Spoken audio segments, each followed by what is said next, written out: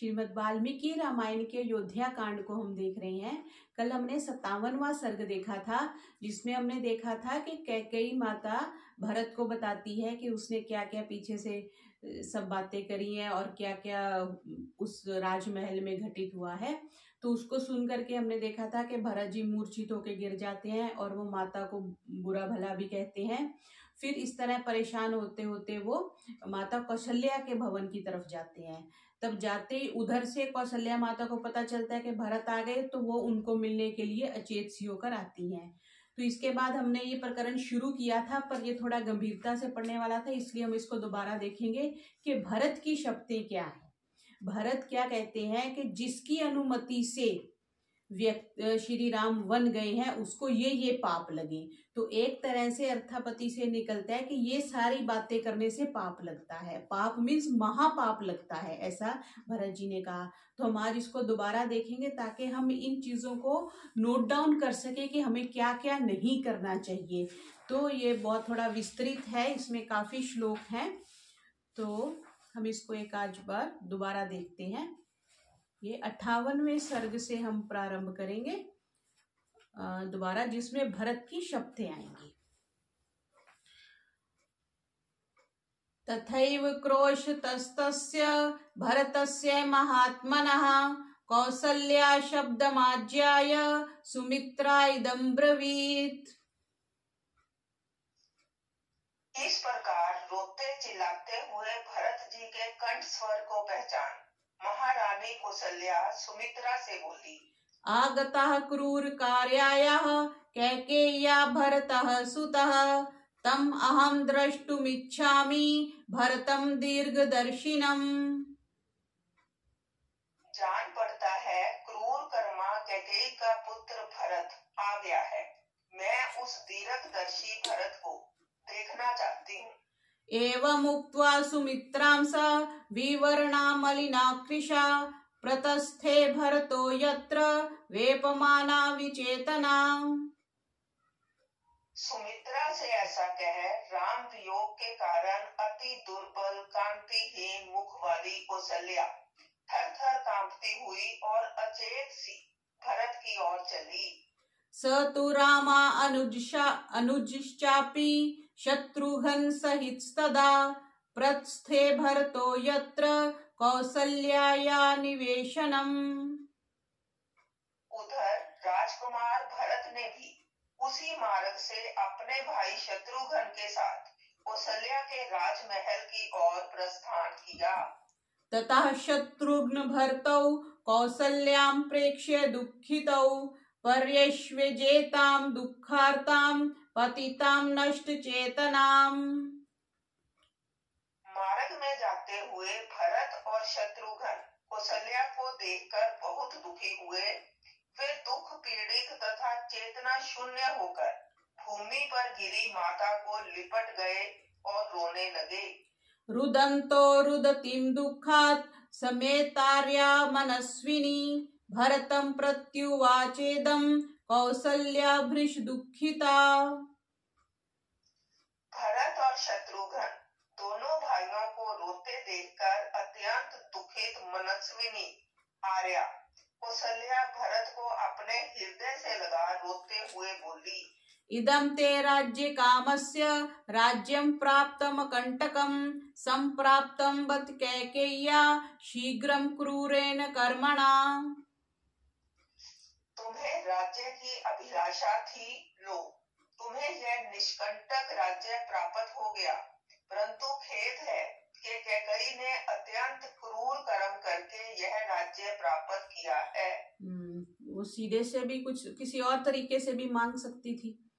प्रस्थाप्य चीरवसनं पुत्रमेव वनवासिनं कैकेयी कम गुणं तत्र पश्यति क्रूरदर्शिनी। मेरे पुत्र को वल्कर वस्त्र पहना और वन भेजकर इस क्रूरदर्शिनी ने क्या फल पाया। क्षिप्रं मामपि कैकेयी प्रस्थापयितुम् अर्हति हिरण्याभो यत्रास्ते सुतो मे सुमहायशः। कैकेयी को चाहिए कि मुझे भी वहां शीघ्र भेज दे जहां ज्ञान विज्ञान पूर्ण सुवर्ण जैसे शरीर वाला महायशस्वी मेरा पुत्र राम निवास कर रहा है। अथवा स्वयं एव आहम सुमित्रा अनुचरा सुखम अग्निहोत्रम पुरस्कृत्य प्रस्थास्य यत्र राघवः। अथवा मैं स्वयं सुमित्रा को साथ लेकर तथा अग्निहोत्र को आगे कर अर्थात साथ लेकर सहर्ष वहां चली जाऊंगी जहां राम है। तो यहाँ पता चलता है कि माता कौशल्या दैनिक अग्निहोत्री थी, तो कह रही है कि मैं जहां भी जाऊंगी अग्निहोत्र को साथ लेके जाऊंगी। कामम वा स्वयं एवाद्य तत्र माम नेतुमर्हसि यत्रासौ पुरुष व्याघ्रः पुत्रो में तप्यते तपः। अथवा तुम स्वयं मुझे वहां पहुंचाओ जहां पुरुष सिंह मेरा पुत्र राम तप कर रहा है। इदम ही तव विस्तीर्णम धन धान्य समाचितम हस्तस्य अश्वरथ संपूर्णम राज्यम निर्यातितम तया। तुम्हें तो कैकेयी ने धन धान्य तथा हाथी घोड़े और रथों से परिपूर्ण यह राज्य दिलवा ही दिया है। इत्यादि बहुर्भिर्वाक्यैः क्रूरैः संभर्ति सतो अनघः विव्यथे भरतस्तीव्रम वर्णे तुद्येव सूचिना। इत्यादि अनेक कठोर वाक्यों द्वारा कौशल्या ने जब निष्पाप भरत को फटकारा तब भरत जी को ऐसा कलेश हुआ जैसा घाव में सुई चुभोने से होता है। सूची शब्द जो है वो सुई के लिए आता है। पपात चरणौ तस्यास्तदा संभ्रांत चेतनः विलप्य बहुधा संज्ञो लब्ध संज्ञस्ततः स्थितः एवं विलपमानां तां भर्ता प्राञ्जलिस्तदा कौसल्यां प्रत्युवाचेदं शोके बहुभिरावृताम्। कौशल्या के इन कठोर वचनों को सुनकर भरत जी उद्विग्न होकर माता के चरणों में गिर पड़े। बहुत प्रकार से विलाप करके वे मूर्छित हो गए। जब उन्हें होश आया तब वे हाथ जोड़कर शोकाक्रांत और नाना प्रकार से विलाप करती हुई कौशल्या से कहने लगे। आरे कस्माद जानन्तं गर्हसे माम किल्बिषं विपुलां च मम प्रीतिं स्थिरां जानासि राघवे। हे आर्य, राम वन गमन के विषय में अनभिज्ञ और निर्दोष होने पर भी आप मुझे दोष क्यों देती हैं? श्री राम में मेरा कैसा अगाध प्रेम है यह बात आप जानती हैं। कृता शास्त्र अनुगा बुद्धि धर्मा भूतस्य कदाचन। यहाँ से शब्दें शुरू हो रही हैं जो भरत जी कह रहे हैं कि जिसकी अनुमति से श्री राम वन गए हैं उसको ये सब पाप लगे। तो इस 17वें श्लोक से ये शुरू हो रहे हैं। कृता शास्त्र अनुगा बुद्धिर धर्मा भूतस्य कदाचन सत्यसंधा सतां श्रेष्ठो यस्य यार्यो अनुमते गतः। सत्यव्रती सज्जन श्रेष्ठ आर्य राम के वन गमन में जिसने परामर्श दिया हो उस अभागे की बुद्धि कभी भी शास्त्र अनुगामी न हो, अर्थात वह वेद आदि शास्त्रों को न पढ़ सके। प्रेष्यं पापी यसां यातु सूर्यं च प्रतिमेहतु हन्तु पादेन गां सुप्तां यस्य आर्यो अनुमते गतः। जिसकी अनुमति से आर्य राम बन गए हो वह पापात्मा नीच जाति का सेवक हो। उस भाग्यहीन व्यक्ति को वह पाप लगे जो सूर्य की ओर मुख करके मल मूत्र त्याग करने वाले और सोती हुई गौ को लात मारने वाले को लगता है। इसमें अथर्ववेद में एक मंत्र भी आता है, यश्च गाम पदा स्फूर्ति प्रत्यंग सूर्यम च मेहते तस्य वृश्चामि ते मूलम न छायाम करवो परम। कि सूर्य की ओर अगर मुख करके मल मूत्र त्यागने से सिर दर्द आदि अनेक रोग हो जाते हैं और जो गाय हमें अमृत तुल्य उत्तम दूध देती है उसे लात मारना ठीक नहीं है। तो इस संदर्भ से ये श्लोक निकला है। कारित्वा महत्कर्म भर्ता भृत्यमनर्थकम् अधर्मो योऽस्य सोऽस्यास्तु यस्यार्यो अनुमते गतः। नौकर से बहुत सा काम कराकर उसे मजदूरी न देने वाले स्वामी को जो पाप लगता है वही पाप उस भाग्यहीन को लगे जिसकी अनुमति से आर्य राम बन गए हैं। परिपालयमानस्य राज्यो भूतानि पुत्रवत् सततं दुह्यतां पापं यस्यार्यो अनुमते गतः। श्री राम जिसके परामर्श से वन भेजे गए हैं उसे वही पाप लगे जो पुत्रवत प्रजा का पालन करने वाले राजा के प्रति विद्रोह करने वाले को लगता है। जो पुत्रवत राजा का विद्रोह करना मीन्स राजा के विरुद्ध बोलना, जैसे ये स्ट्राइक्स कर देते हैं, हड़ताल कर देते हैं, सड़कें बंद कर देते हैं, वो सब चारे विद्रोह में आते हैं। बलि षड्भाग मुद्रित्य निरपस्य रक्षतः प्रजा अधर्मो योऽस्य सोऽस्यास्तु यस्यार्यो अनुमते गतः। जो सम्राट प्रजा से छठा भाग कर लेकर भी प्रजा की रक्षा न करे उस अन्यायी राजा को जो पाप लगता है वही पाप उस व्यक्ति को लगे जिसकी सम्मति से आर्य राम बन गए हैं। संश्रुत्य च तपस्विभ्यः सत्रे वै यज दक्षिणां तां विप्रलपतां पापं यस्यार्यो अनुमते गतः। यज्ञ में ऋत्विजों को दक्षिणा देने की प्रतिज्ञा करके जो पीछे दक्षिणा न दे ऐसे मिथ्यावादी को जो पाप लगता है वही पाप उसे लगे जिसकी सम्मति से आर्य राम बन गए हैं। हस्त्य अश्वरथ संबाधे युद्ध शस्त्र समाकुले मास्मकार्षितस्तां धर्मं यस्यार्यो अनुमते गतः। हाथी घोड़े रथ और शस्त्र अस्त्रों से सुसज्जित होकर भी जो संग्राम में वीरोचित कार्य न करे अर्थात युद्ध से परामुख होकर भागे ऐसे कायर व्यक्ति को जो पाप लगता है वही पाप उस व्यक्ति को लगे जिसकी अनुमति से आर्य राम बन गए हों।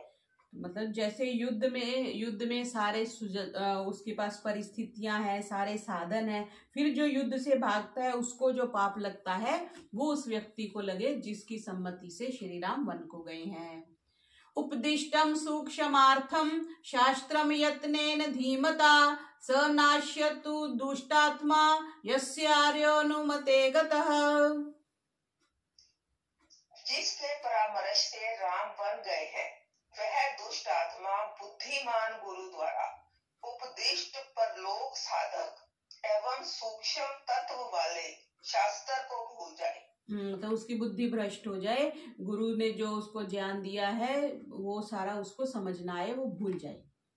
माचतम व्यूढ़ बाह्यसम चंद्रार्क सम तेजसम द्राक्षी राज्यस्थमासीनम यस्यार्यो अनुमते गतः। जिसके परामर्श से आर्य राम बन गए हैं वह विशाल बाहु समुन्नत सकंद और चंद्र सूर्य के समान तेजस्वी श्री राम का राज्य अभिषेक न देख सके अर्थात तब तक जीवित न रहे मर जाए।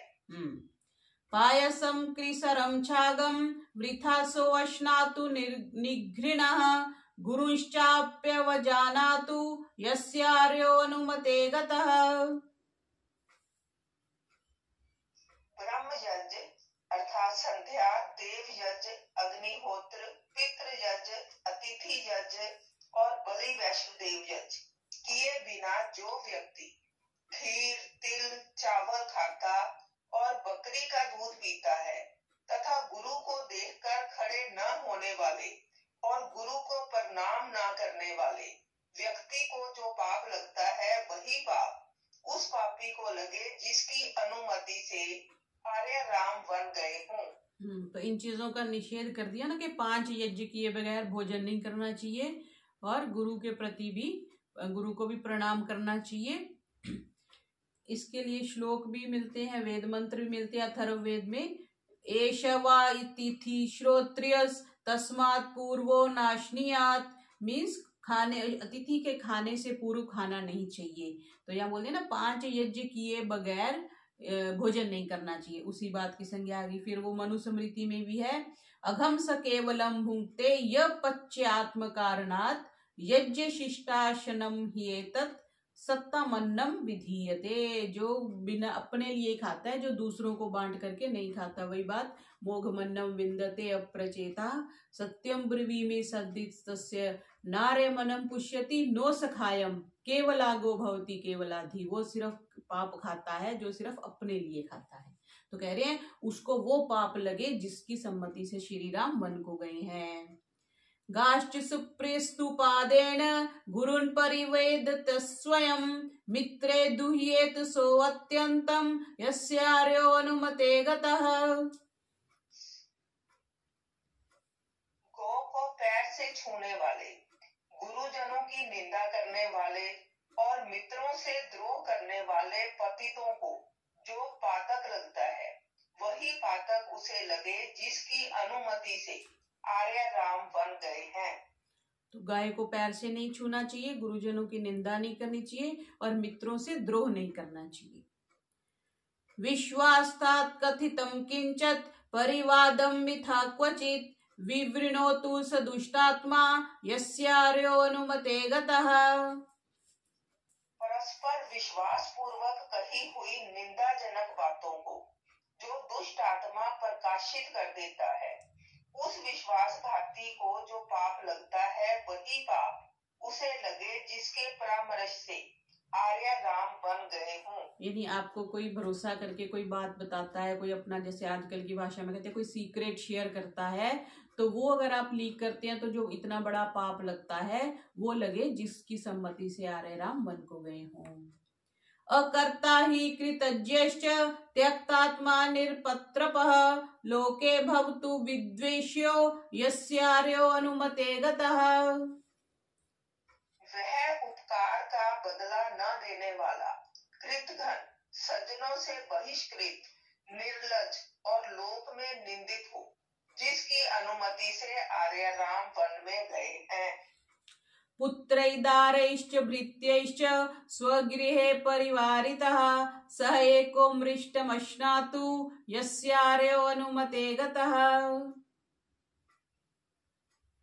जिसकी अनुमति से राम वन गए हों, उसे वह पाप लगे जो पाप उस मनुष्य को होता है जो सामने बैठे हुए नौकर, चाकर, स्त्री और पुत्र को न देकर अकेला ही स्वादु पदार्थ खाता है।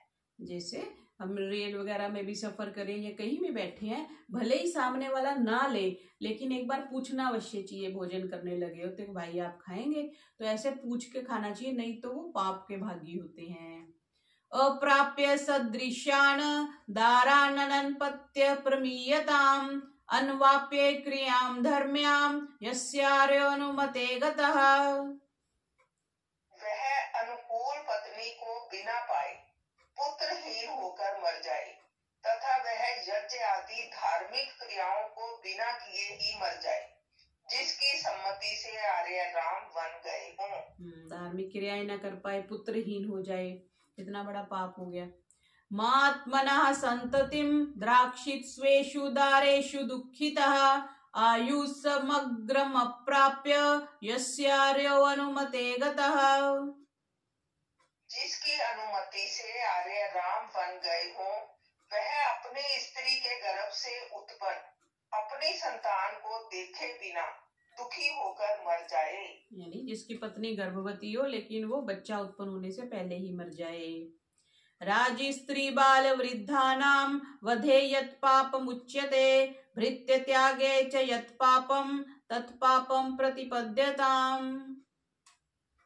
राजा, स्त्री, बालक और वृद्ध के वध करने और निरपराध स्वामी भगत नौकर को त्यागने से जो पाप होता है, वही पाप उसको हो जिसकी अनुमति से आर्य राम वन में गए हैं। लाक्ष्य मधुमांसेन लोहेन च विषेण च सदैव बिभ्र्याद् भृत्यान् यस्यार्योऽनुमते गतः। लाख, मांस, मधु, शराब, लो अर्थात मछली पकड़ने का कांटा और विष का विक्रय कर अपने आश्रित जनों का पालन करने वाले को जो पाप लगता है वही पाप उसे लगे जिसकी अनुमति से आर्य राम बन गए हों। हाँ, तो जैसे जो मांस का बिजनेस करते हैं या जिनके होटल आदि हैं जो मांस का व्यापार करते हैं, नॉन वेज जिनके वहाँ बनता है, या जो शराब का व्यापार करते हैं, लोहे का जो मछली को मारने का मीन्स किसी भी जानवर को मारने के जो हथियार बनाते हैं, उनको जो पाप लगता है वो पाप उस व्यक्ति को लगे जिनकी अनुमति से, जिनकी सम्मति से श्री राम वन को गए हैं। संग्रामे समुपोढ़ेतु शत्रु पक्ष भयंकरे पलायमानो बध्येत यस्यार्यो अनुमते गतः। जो मनुष्य भयंकर सैन्य दल देखकर युद्ध से परामुख होकर भागता हुआ मारा जाए, ऐसे पापी को जो पातक लगता है अथवा संग्राम से भागे हुए शत्रु को मारने वाले को जो पाप लगता है वही पाप उसको लगे जिसकी अनुमति से आर्य राम बन गए हों। जैसे कोई युद्ध से भाग रहा है उस पर वार करना जो है वो शास्त्र सम्मत नहीं है, उसको पाप लगता है, तो वो पाप उसको लगे। कितने सारे पाप गिना रहे हैं। कपाल पानी पृथ्वी मटताम चीर संवृतः भिक्षमानो यथोन्मत्तो यस्यार्यो अनुमते गतः। जिसके परामर्श से राम बन गए हैं उसे वह पाप लगे जो उन्मत्त की भांति चिथड़े लपेटे मुर्दे की खोपड़ी हाथ में लिए द्वार द्वार पर भीख मांगते हुए पृथ्वी पर भ्रमण करने वाले को लगता है। मध्य प्रसक्तो भवतु स्त्री स्वक्षेषु च नित्यशः काम क्रोधाभिभूतस्तु यस्यार्यो अनुमते गतः। जिसकी अनुमति से आर्य राम बन गए हों वह मनुष्य सदा मद्य पीने पर स्त्री गमन और जुआ खेलने में अत्यंत आसक्त हो और सदा काम क्रोध से अभिभूत हो। यानी ये सारे कार्य नहीं करने चाहिए, मद्य नहीं पीनी चाहिए, पर स्त्री गमन नहीं करना चाहिए, जुआ नहीं खेलना चाहिए, जिसको ये आजकल सट्टा मार्केट कह देते हैं, स्टॉक मार्केट, मतलब बिना पुरुषार्थ के जहां से भी धन आता है वो जुए के अंडर आता है। मास्म धर्मे मनोभूयात् अधर्मं स निषेवताम् अपात्रवर्षी भवतु यस्यार्यो अनुमते गतः। जिसके परामर्श से आर्य राम बन गए हों उसका मन धर्म में न लगे, वह अधर्म का सेवन करे और कुपात्रों को बहुत सा दान दे। तो यहाँ पे ये आ गया कि पत्रों को दान नहीं देना चाहिए, और अगर पाप होता है तो धर्म का सेवन नहीं होता, अधर्म में मन चलता है। यहाँ पे सत्संग हो रहा है, जहाँ पे कीर्तन हो रहा है, जहाँ पे प्रभु का नाम जपा जा रहा है, वहां वो व्यक्ति नहीं जाता, दूसरी जगह जाता जो उस, तो इसका मतलब वहां जाने से उसको पाप लगता है। ये सारे पाप ही गिना रहे हैं। संचितानस्य वित्तानि विविधानि सहस्रशः दस्युभिर्विपर्लुप्यन्ताम् यस्यार्यो अनुमते गतः। जिसके परामर्श से राम बन गए हों उसकी विधि पूर्वक कमाई हुई धन संपत्ति को दस्यु लोग लूट कर ले जाएं। उभे संध्या शयानस्य यत् पापं परिकल्पते तच्च पापं भवेतस्य यस्यार्यो अनुमते गतः। साय और प्रातः काल की दोनों संधियों में सोने वाले व्यक्ति को जो पाप लगता है वही पाप उस व्यक्ति को लगे जिसकी अनुमति से आर्य राम वन में गए हैं। यानी इससे ये पता चला कि जो दोनों काल की संधियों के समय सोता है उसको भी पाप लगता है। यदग्निदायके पापम यत् पापम गुरुतल्पगे मित्रद्रोहे च यत् पापम तत् पापम प्रतिपद्यताम्। आग लगाने वाले गुरु स्त्रीगामी और मित्रद्रोही को जो पाप लगता है वही पाप उस नीच को लगे जिसकी सम्मति से आर्य राम वन में गए हों। देखो, आग लगाने वाले, कोई आग लगा देती है ना, जैसे दुर्योधन ने वो लाख का महल बना करके आग लगवा दी थी। गुरु स्त्रीगामी जो हो गया, या मित्रद्रोह। मित्रद्रोह तो आजकल कितने करते हैं, जिसको आप क्या बोलते हो, धोखा दे दिया, आजकल की भाषा में कहते हो ना, मेरे को धोखा दे के चला गया मित्र। तो उसको जो पाप लगता है उसको लगे, जिसकी अनुमति से, जिसकी सम्मति से श्री राम गए हैं। देवतानां पितॄणां च माता पित्रोस्तथैव च मास्मकार्षित् शुश्रूषां यस्य आर्यो अनुमते गतः। जिसकी अनुमति से आर्य राम बन गए हों, उसे विद्वान, रक्षक और माता पिता की सेवा शुश्रूषा का जो पुण्य प्राप्त होता है वह प्राप्त न हो, अथवा माता पिता आदि की सेवा न करने वाले को जो पाप लगता है, राम को वन में भेजने वाले को भी वही पाप लगे। सताम लोकातस्ताम कीर्त्याः संजुजुष्टात् कर्मणस्तथा भ्रश्यतु क्षिप्रमध्यैव यस्यार्यो अनुमते गतः। वह सज्जनों के समाज से, सज्जनों की कीर्ति और सत्कर्मों से एकदम च्युत हो जाए, जिसकी सम्मति से आर्य राम वन में गए हों। मतलब समाज में उसकी कीर्ति ना रहे, उसका अपयश हो जाए। अपास्य मातु शुश्रूषाम अनर्थे सो अवतिष्ठताम दीर्घ बाहुर्महावक्षा यस्य आर्यो अनुमते गतः। जिसके परामर्श से दीर्घ बाहु और विशाल वक्ष श्री राम वन में गए हैं, वह माता की सेवा से विमुख होकर अनर्थकारी कार्यों में प्रवृत्त हो, अर्थात उसे मात्र सेवा विमुख होने तथा अधर्म कार्यों में रत होने का पाप लगे। तो इससे ये भी पता चला कि माता की सेवा करनी चाहिए और अधर्म के कार्यों में नहीं लगना चाहिए। बहुपुत्रो दरिद्रश्च ज्वर रोग समन्वितः स भूयात् सततं क्लेशी यस्यार्यो अनुमते गतः। जिसकी सम्मति से आर्य राम वन में गए हैं, वह बहुत संतान वाला और दरिद्र हो, वह ज्वर रोग से ग्रस्त होकर अत्यधिक क्लेश को प्राप्त हो। वेद मंत्र में, ऋग्वेद में आता है, बहु प्रजा निरति माँ अविवेश। जो बहुत संतान वाले हैं वो दुख उठाते हैं, क्योंकि बहुत संतान होगी, अगर उतना धन धान्य नहीं है तो झगड़े और परेशानी होगी। इसलिए बहु प्रजा नहीं होनी चाहिए, प्रजा अच्छी होनी चाहिए, और वो चाहे कम हो लेकिन वो अच्छी होनी चाहिए। तो यहाँ पे ये कहा कि बहुत वन संतान वाला जो है वो एक तरह से पापी हो गया। आशामाशंसमानानां दीनानां ऊर्ध्व चक्षुषां अर्थिनां वितथां कुर्यादस् तस्य आर्यो अनुमते गतः। जो पाप कुछ प्राप्ति की आशा से प्रशंसा करने वाले दीनों तथा ऊपर दृष्टि किए हुए भिक्षुकों की आशाओं पर तुषारापात करने से होता है, वही पाप उस व्यक्ति को लगे जिसकी अनुमति से आर्य राम बन गए हों।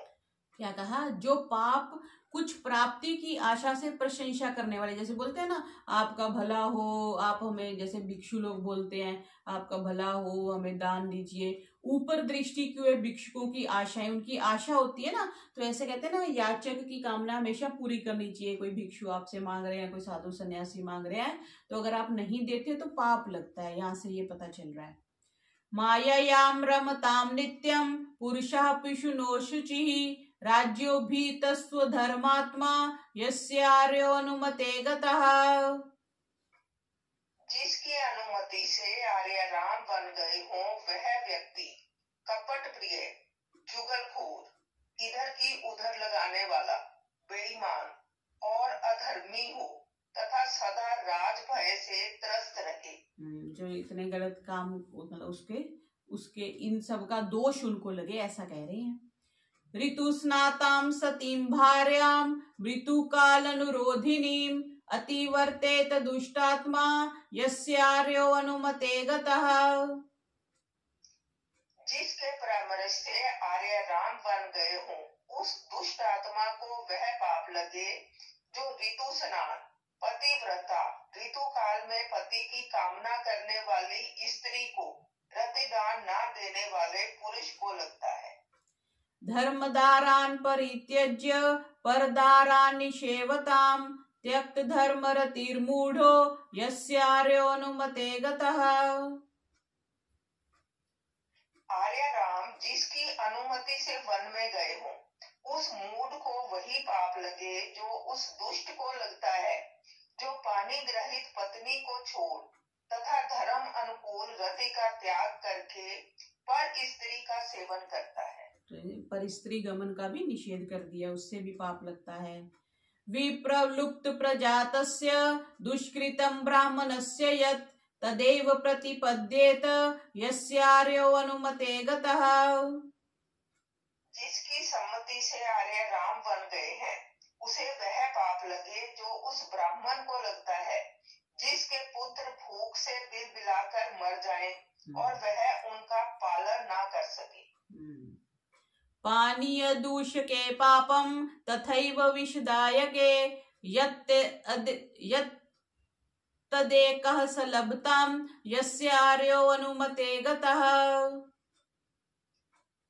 पेय जल को दूषित करने वाले तथा विष देने वाले को जो पाप लगता है, वह अकेला ही उस पाप को प्राप्त हो जिसके परामर्श से आर्य राम वन में गए हों। देखो यहाँ आ गया पेय जल को दूषित करने वाला, मीन्स जो नहरों में गंदगी डालते हैं, कूड़ा करकट डालते हैं। अभी जैसे बहुत जगह पे हम देखते हैं पीछे से वो गंगा का सफाई अभियान शुरू हुआ, क्योंकि बहुत से लोगों के गटर, इवन टॉयलेट गटर्स जो हैं वो गंगा जी में खुलते हैं, तो कितना बड़ा पाप लगता हो। देखो पेय जल को, क्योंकि नहरों का पानी हम पीते हैं, नहरी जल ही तो पीते हैं, पेय जल को दूषित करने वाले और विष देने वाले को भी, विष देने वाले को तो खैर लगना ही लगना है। ब्रह्मणायोद्यतां पूजां विहन्तु कलुषेन्द्रियः बालवत्सां च गां दोग्धुर् यस्यार्यो अनुमते गतः। ब्राह्मण के होने वाले सत्कार में विघ्न डालने वाले और छोटे बछड़े वाली गौ का दूध दोहने वाले को जो पाप होता है, वही पाप उसे लगे जिसकी अनुमति से आर्य राम वन में गए हैं। जैसे ब्राह्मण का सम्मान हो रहा है, उसमें कोई विघन डाल दे, या छोटे बछड़े वाली गाय का दूध नहीं पीना चाहिए। ये जो गाय जब बछड़ा देती है तो वो क्या उस दूध को बोलते हैं, बोली बोलते हैं ना जी, हाँ, तो वो दूध नहीं पीते। जब मेरे को पता चला फिर मैंने भी पीना छोड़ दिया, नहीं तो वो बड़ा अच्छा लगता है ना, गाढ़ा गाढ़ा सा दूध होता है। तो ये देखो आ गया, छोटे बछड़े वाली गाय का दूध दूहने वाले को पाप होता है। ठीक है। त्रिशार्तम सति पानीये विप्रलम्भेन योजयेत् लभेत तस्य यत् पापम यस्यार्यो अनुमते गतः। पानी होने पर भी प्यासे व्यक्ति को बहाना बनाकर टाल देने वाले पुरुष को जो पाप लगता है, वही पाप उसे लगे जिसके परामर्श से आर्य राम वन में गए हैं। इसलिए पानी पिलाने से पुण्य बनता है, तो यथासंभव पानी पिलाना चाहिए। भक्त्या विवदमानेषु मार्गमाश्रित्य पश्यतः तस्य पापेन युज्येत यस्यार्यो अनुमते गतः। एक दूसरे को जीतने के उद्देश्य से शास्त्रीय विचार में प्रवृत्त दो विद्वानों का मध्यस्थ बन पक्षपात से प्रेरित हो अपने प्रियजन का पक्षपात करने वाले को जो पाप लगता है, वही पाप उसे लगे जिसकी सम्मति से आर्य राम बन गए हैं। जैसे आपको निर्णायक बना दिया किसी ने, है ना, तो आप पक्षपात करते हैं। ऐसे ही ये मेरे एक टीचर थे, उनकी पत्नी ने एक बार मुझे कहा कि ना, बड़ी छोटी सी बात कही और बड़े साधारण तरीके से कही, मुझे बड़ी अच्छी लगी और मैं अभी भी उसको फॉलो करती हूँ। उन्होंने बोला कि किचन में खड़े होके दो हाथ नहीं करने, कि आपने एक को तो पराठा देसी घी का बना के दे दिया और एक को आपने डालडे का बना के दे दिया। तो वही बात आ गया कि आपने पक्षपात कर दिया ना, तो पक्षपात नहीं करना। चार लोग भोजन करने बैठे हैं, सबको समान कराओ। आपके लिए कोई भी विशिष्ट है तो उस विशिष्ट को अलग से दो। तो पक्षपात नहीं करना किसी में भी। घर में बच्चे हैं तो जैसे माता पिता संपत्ति का बंटवारा करते हैं, उसमें भी पक्षपात कर देते हैं। तो पक्षपात जहां भी होता है वहां पाप लगता है। तो जो भी शास्त्र सम्मत है, जो भी विधि सम्मत है, उसके अकॉर्डिंग ही बरतना चाहिए। विहीनां पति पुत्राभ्याम कौसल्यां पार्थिवात्मजः एवमाश्वासन्नेव दुःखार्तो निपपातः। पति तथा पुत्र से विहीन माता कौशल्या को इस प्रकार आश्वासन देते हुए राजपुत्र भरत दुखी होकर पृथ्वी पर गिर पड़े। तथा तु शप्थै कष्टै शपमानम चेतनम भरतम शोक संतप्तम कौसल्या वाक्यम ब्रवीत। तब कष्टकारी शब्दों को लेने वाले शोक से संतप्त और चेतनाहीन भरत से कौशल्या बोली, मम दुःखम इदं पुत्र भूयः समुपजायते शप्थै शपमानो हि प्राणान अपुरुनत्सि मे। हे पुत्र, तुम्हारी शब्दों से मेरा यह दुख और अधिक बढ़ रहा है। शपथ लेते हुए तुम मेरे प्राणों को अवरुद्ध कर रहे हो। भरत जी इस दृष्टि से बोल रहे थे ना कि जिसकी सम्मति, उनको लग रहा था कि माता कौशल्या को कि भरत राज्य चाहते थे, इसलिए भरत के कहने से ये सारा प्रकरण हुआ है। तो वो इसलिए भरत जी कह रहे हैं कि जिसके हुआ उसको ये पाप लगे, उसको ये पाप लगे। तो माता तो कौशल्या कह रही है जब तुम ऐसा कह रहे हो तो मेरे सांस रुक रही है, मुझे और घुटन हो रही है। दिष्टया न चलितो धर्मात् आत्मा ते सह लक्षणः वत्स सत्य प्रतिज्यो में सताम लोकान वाप्स्यसि। हे वत्स, यह सौभाग्य की बात है कि तुम्हारा शुभ लक्षण युक्त अंतरात्मा धर्म से विचलित नहीं हुआ।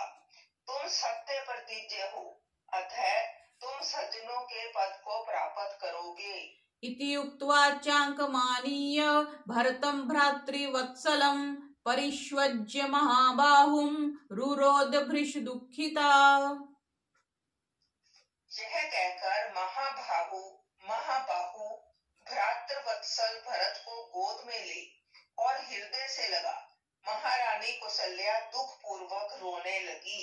एवं विलपमानस्य दुःखार्तस्य महात्मनः मोहात् शोक संरोधात् बभूव लुलितं मनः। उधर इस प्रकार विलाप करते हुए दुख पीड़ित महात्मा भरत का मन मोह एवं शोक उद्वेग के कारण विहल हो उठा। तो इस तरह माता कौशल्या जी और भरत जी दोनों रोते हुए विवल हो उठे। अब आगे 59वें सर्ग में दशरथ जी का अंत्येष्टि संस्कार। तमेवं शोक संतप्तं भरतं कैकेयीसुतं उवाच वदतां श्रेष्ठो वशिष्ठा श्रेष्ठ वागृषि। भरत जी को इस प्रकार शोक संतप्त देखकर बोलने वालों में श्रेष्ठ सुवक्ता मैं ऋषि वशिष्ठ यह उत्तम वचन बोले। अलम शोकेन भद्रं ते राजपुत्र महायशः प्राप्त कालम नरपते कुरु संयान सुत्तमा। हे परम यशस्वी राजपुत्र, तुम्हारा कल्याण हो। अब शोक समाप्त करो, अब समय हो चुका है, अतः महाराज की महायात्रा की तैयारी करो। वशिष्ठस्य वचः श्रुत्वा भरतो धरणीं गतः प्रेत कार्याणि सर्वाणि कार्यामास धर्मवित्। पृथ्वी पर पड़े हुए धर्मात्मा भरत जी ने वशिष्ठ जी का वचन सुन मंत्रियों द्वारा महाराज की अंत्येष्टि का संपूर्ण प्रबंध कराया। उद्धृतं तैल संरोधात् तु भूमो निवेशितम् आपीत वर्ण वदनम प्रसुप्तमिव भूपतिम। महाराज के मृत शरीर को तेल पात्र से निकालकर भूमि पर रखा गया। तेल में पड़े रहने के कारण उनका शरीर पीला पड़ गया था, तथापि ऐसा जान पड़ता था कि वे गाढ़ निद्रा में सो रहे हैं। जैसे आजकल तो बर्फ में रख देते हैं या बड़े बड़े मॉर्चरी में फ्रिज हो गए उसमें रख देते हैं, उस समय ये तेल में रखते थे।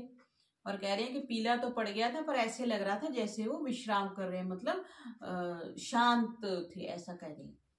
शिबिकायामथमारोप्य नाना रत्न परिष्कृते बाष्पकंठा विमंसस्त मुहु परिचारिकः। तदंतर महाराज के शव को रतन जटित पालकी में रखकर अत्यंत अत्यंत उदास और रोते हुए परिचारक गण उस पालकी को उठाकर ले चले। हिरण्यं च सुवर्णं च वांसांसि विविधानि च प्रकीर्णन्तो जना मार्गं नृपतेर्ग्रतो ययुः। लोग महाराज के शव के आगे आगे स्वर्ण, चांदी तथा उत्तम वस्त्रों को लुटाते जाते थे। जैसे आजकल भी कोई बड़ा व्यक्ति की जाते हैं तो वो पैसे फेंकते हैं ना, ऊपर से पैसे या कुछ फुलियां फेंकते हैं, फूल फेंकते हैं, तो तब वो स्वर्ण, चांदी और उत्तम वस्त्र लुटाते जाते थे।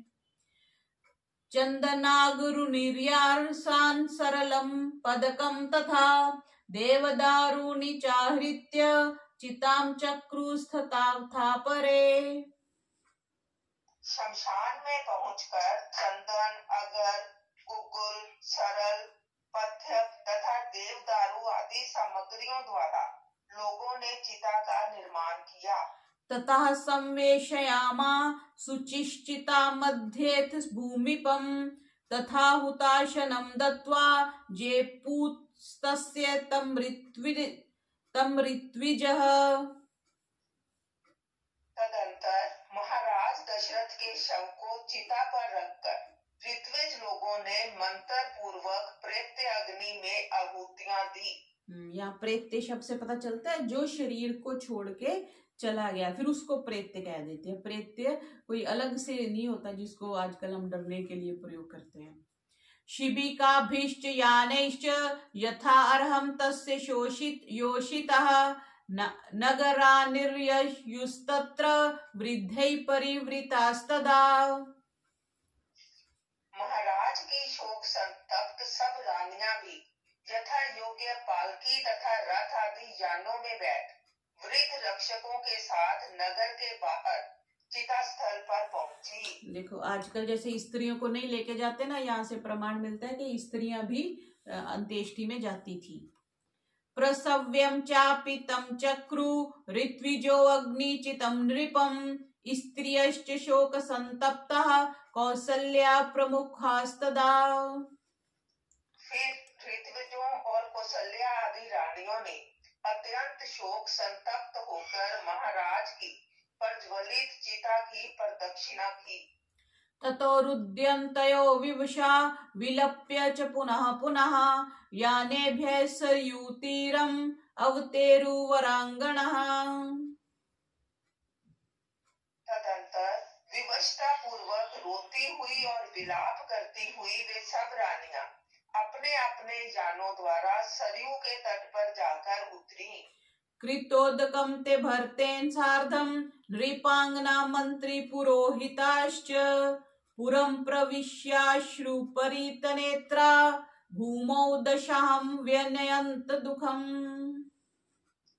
भरत के साथ मंत्री, पुरोहित और रानियों ने सरयू नदी में स्नान किया। स्नान से निवृत्त हो सब लोग आंखों से आंसू बहाते हुए नगर में प्रविष्ट हुए तथा व्रत पूर्वक भूमि पर शयन करते हुए 10 दिन तक राजकीय शोक मनाया। देखो ये अब शास्त्र प्रमाण है। रामायण तो सबको स्वीकार्य है ना, चाहे कोई राधा स्वामी है, चाहे कोई किसी भी मतांतर का है, राम राम तो सभी करते हैं। तो देखो 10 दिन का शोक अवश्य होना चाहिए और अंत्येष्टि के बाद स्नान होना चाहिए। पिछले दिनों मैंने देखा किसी का अंत्येष्टि करके आए और घर में आए बिना स्नान करे लोगों ने चाय पानी पीना शुरू कर दिया।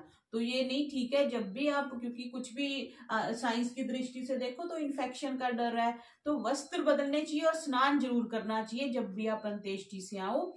और भूमि पर शयन करते हुए 10 दिन का कम से कम शोक अवश्य रखना चाहिए। आजकल तो लोग चौथा भी नहीं करते, चौथे से पहले ही समाप्त कर देते हैं। शायद ये संडे को पार नहीं करते, तो कोई बता रहा था कि संडे अगर बीच में आ गया तो संडे से पहले कर देते हैं। पर पहले जैसे 13 दिन करते थे तो उसमें तो संडे आता ही था, तो ऐसा नहीं है। 10 दिन का कम से कम शोक या 13 दिन का भी कई जगह पर विधान मिलता है, बट रामायण में 10 दिन का हमें प्रमाण मिला। ततः प्रभात समय दिवसे अथ त्रयोदशे वशिष्ठो भरतं वाक्यम उत्थापय तमुवाचः। 13वें दिन प्रभात वेला में वशिष्ठ जी भरत को उठाकर कहने लगे। जो भी क्रिया अलग नहीं करनी है वो 13वें दिन करते हैं। त्रयोदशम अयम दिवसः पितुवृत्तस्य ते विभो सावशेष अस्थितिचये किमिह त्वं विलंबसे। हे विभो, तुम्हारे पिताजी की अंत्येष्टि का यह 13वां दिन है, अतः अब भस्म सहित अस्थि संचयन करने में देर क्यों कर रहे हो? अच्छा, अभी जैसे अपन अभी तो चौथे दिन अस्थियां संचय कर लेते हैं, तब शायद 13वें दिन करते होंगे। त्रीणि द्वंद्वानि भूतेषु प्रवृत्तान्य विशेषतः तेषु च अपीर्हारेषु न एवं भवितुमर्हसि। सभी मनुष्यों में 3 द्वंद्व, भूख प्यास, दुख सुख और जन्म मरण सामान्य रूप से लगे हुए हैं। इनको दूर करना संभव नहीं, अतः तुम्हें इस प्रकार दुखी नहीं होना चाहिए। जो आया है सो जाएगा, है ना। तो जो आया तो उसको जाना तो पड़ेगा ही, ये तो कन्फर्म है। भूख प्यास भी सबको लगती है, दुख सुख भी सबको होते हैं, इसलिए ज्यादा दुखी नहीं होना चाहिए। सुमंत्रश्चापि शत्रुघ्नम उत्थापय अभिप्रसाद्य च श्राव्यामास तत्वज्ञः सर्वभूत भवाभवौ। इधर वशिष्ठ जी ने भरत को इस प्रकार समझाया और उधर तत्वज्ञ सुमंत्र ने शत्रुघ्न को उठाकर उन्हें धैर्य एवं सांत्वना प्रदान करते हुए प्राणियों की उत्पत्ति एवं विनाश का रहस्य समझाया। उत्तिथौ न च नरव्याघ्रौ प्रकाशेते यशस्विनौ वर्षात् परिक्लिन्नौ पृथग इंद्रध्वजाविव। पुरुष सिंह एवं यशस्वी जब वे दोनों भाई उठकर खड़े हुए, तब वे ऐसे जान पड़ते थे मानो वर्षा और धूप के कारण मुरझाई हुई 2 इंद्रध्वजाएं अलग अलग खड़ी हों। जैसे ध्वजा खड़ी है ना, तो लेकिन मुरझा गए थे कष्ट के कारण। अब आगे 60वां सर्ग हम देख रहे हैं। ये है कुब्जा को घसीटना। इतने दिनों के बाद अब कुब्जा फिर आ गई, जिसने सारा क्या उसको आजकल आप बोलते हो, एक तो विलेन होता है ना, मूवी का विलेन होता है, ये फीमेल विलेन के लिए भी एक शब्द आजकल ये यूज करते हैं। तो वो थी जिसने ये सारा नाटक करवाया, कुब्जा। अथ यात्रां समीहंतम शत्रुघ्नो लक्ष्मण अनुजः भरतम शोक संतप्तम इदं वचनं ब्रवीत। पिता के अंत्येष्टि कृत्य के पश्चात लक्ष्मण अनुज शत्रुघ्न शोक संतप्त तथा राम के पास जाने के इच्छुक भाई भरत के पास आकर बोले, गतिर्येह सर्वभूतानां दुःखे किं पुनरात्मनः स रामः सत्व संपन्नः स्त्रिय प्रव्राजितो वनम्। भाई, जो राम दुख और संकट में प्राणी मात्र के आश्रय हैं और सामर्थ्य युक्त है, जब वे ही स्त्री सहित वन में निकाल दिए गए, तब हमारे दुखों की तो बात ही क्या है। और ये बात हमारे पे भी लागू होती है ना। एक राजकुमार हो जो इतने वैभवशाली हो दुनिया के, है ना, हम मानते हैं विष्णु जी का अवतार मानते हैं, उनको जब बिना किसी दोष के वन में निकाल दिया गया, तो हमारे जैसों के दुख की क्या बात है। तो इसमें सांख्य दर्शन में एक सूत्र भी आता है कि उसमें भी वो ये कहा कि सारे हम जो कर्म किए हैं उन्हीं का फल नहीं भोगते, दूसरों के द्वारा अन्याय के फल को भी हम भोगते हैं। तो अभी जैसे दशरथ जी ने वो अन्याय किया, उसको मार दिया, तो वो जरूरी नहीं है कि उनकी मृत्यु ऐसे होनी थी, वो अन्याय भी हो सकता है। तो वही बात वो कह रहे हैं कि अब श्री राम के साथ भी अन्याय हुआ हो सकता है। वही कह रहे हैं ना, श्री राम तो इतने भगत थे, इतना उन्होंने सबका कल्याण करते थे, सबका अच्छा करते थे, उनको वन में क्यों भेजा गया। तो बहुत से दुख हम दूसरे के अन्याय के, हम सड़क पे चुपचाप जा रहे हैं, हमने कुछ नहीं किया, किसी ने आके गाड़ी ठोक दी, तो वो अन्याय भी हो सकता है। हर बार हम अपने कर्म का फल नहीं भोगते। तो वही वो कह रहे हैं कि जब वो स्त्री सहित वन में निकाल दिए गए, तो हमारे दुख की तो बात ही क्या है। बलवान वीर्य संपन्नो लक्ष्मणो नाम योप्यासौ किम न मोचयते रामम कृत्वा वापि पितृनिग्रहम्। यदि राम ने उस समय संकोचवश कुछ नहीं कहा, तो बलवान और पराक्रमी लक्ष्मण जी ने पिताजी को बंदी बनाकर श्री राम को क्यों नहीं बचाया। लक्ष्मण जी ने तो ये बात रखी थी, श्री राम जी ने मना कर दिया था। जैसे ये मुगलों में तो था ना कि उन्होंने शाहजहां ने कि किसने अपने पिता को बंदी बना के जेल में डाल दिया था और खुद राजा बन गया था, लेकिन हमारी ऐसी परंपरा नहीं है। पूर्वमेव तु निग्राह्य संवेक्ष्ये नयानयो उत्पथम यह समारूढ़ो न आर्या राजा वशं गतः। जब महाराज स्त्री के वशवर्ती होकर अन्याय करने के लिए उद्यत हुए थे, तब लक्ष्मण को उचित था कि नीति और अनीति का विचार छोड़ महाराज को पहले ही बंदी बना लेते। इति संभाषमाने तु शत्रुघ्ने लक्ष्मण अनुजे प्रागद्वारे भूतदा कुब्जा सर्वाभरण भूषिता। शत्रुघ्न इस प्रकार भरत से वार्तालाप कर ही रहे थे कि मूल्यवान अलंकारों से अलंकृत कुबड़ी मंथरा पूर्व द्वार पर दिख पड़ी। अब उसको तो अलंकार मिल रहे थे ना, कैकेयी ने उसको दे दिए कितने सारे। ताम समीक्षे तदाद्वास्थौ भृंश्य पापस्य कारिणीं गृहीत्वा करुणां कुब्जां शत्रुघ्नाय न्यवेदयन्। उस समय उस महापापी मंथरा को देख द्वारपालों ने उसे निर्दयता पूर्वक पकड़कर शत्रुघ्न के सामने उपस्थित किया और बोले, यस्याः कृते वने रामो न्यस्त देहश्च वापितः स एयं पापा नृशंसा च तस्या कुरु यथामतिः। हे शत्रुघ्न, जिसके कारण श्री राम वनवासी और आपके पिता परलोकवासी हुए, वह यही दयाहीन और पापी मंथरा है। आप जैसा उचित समझे इसके साथ वैसा व्यवहार करें। एवं मुक्तास्तु तेनाशु सखी जन समावृता गृहीता बलवत् कुब्जा सा तद्गृहम् अनादयत्।